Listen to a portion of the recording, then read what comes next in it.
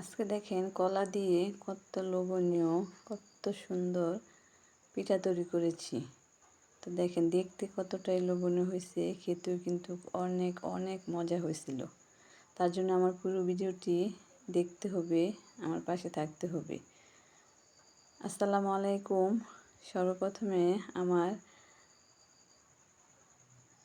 চ্যানেলে একটি লাইক এবং চ্যানেলটি সাবস্ক্রাইব করে আমার পাশে থাকবেন।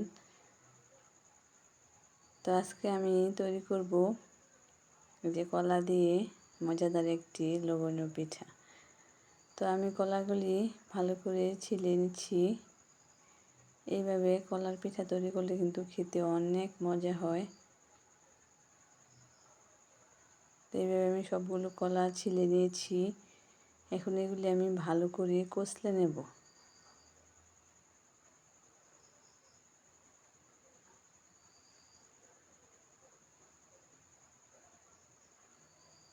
কিছুক্ষণ কষলানোর পর এগুলোর মধ্যে আমি সামান্য পরিমাণ লবণ দিয়ে দিচ্ছি। লবণ দিয়েও কিছুক্ষণ ভালো করে কষলে নেব।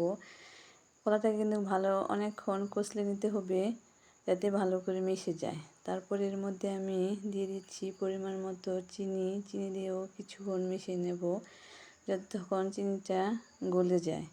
যখন গলে যাবে তখন আমি এই কলার মধ্যে দিয়ে দেব এই যে চালের গুঁড়ো। তো চালের গুঁড়ো দিয়ে পিঠা তৈরি করলে কিন্তু খেতে অনেক মচমচে হয়। তো আমি এই জন্য চালের গুঁড়ো দিয়েছি, আটা দিইনি। তো এই পিঠাটা আপনারা তৈরি করতে কিন্তু যে কোনো ধরনের কলা ব্যবহার করতে পারবেন। তারপর আমি আস্তে আস্তে অল্প অল্প করে চালের গুঁড়ো দিয়ে আমি ডোটা তৈরি করে নিচ্ছি। তো এইভাবে আমি আস্তে আস্তে চালের গুঁড়ো দিয়ে এই যে ডোটা তৈরি করে নিচ্ছি। যখন কিছুক্ষণ মেশানো হয়ে গেছে তখন এর মধ্যে আমি হাফ চামচের মতো ইস্ট দিয়ে দিয়েছি।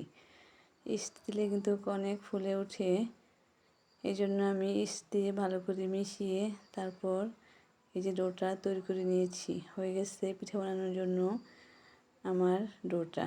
এখন আমি ঢেকে রেখে দেবো 30 মিনিটের মতো। 30 মিনিট পর আবারও চলে আসছি। এখন একটি মাটির চুলায় কড়াইয়ে তেল দিয়ে তারপর তেলটা গরম করে আমি পিঠাগুলি তৈরি করে নিচ্ছি। এক এক করে আমি সবগুলো পিঠা দিয়ে দিচ্ছি। তো আস্তে আস্তে জাল করে তারপর উল্টে পাল্টে এগুলিকে আমি বাদামি কালার করে ভেজে নেব। এই যে দেখেন বাদামি কালার হয়ে গেছে আমার পিঠাটা, এখন নামিয়ে ফেলবো।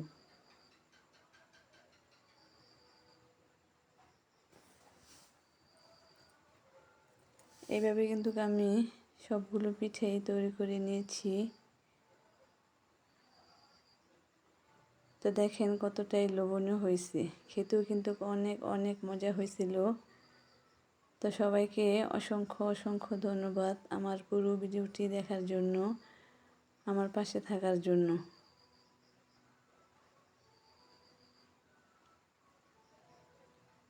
আল্লাহ হাফেজ।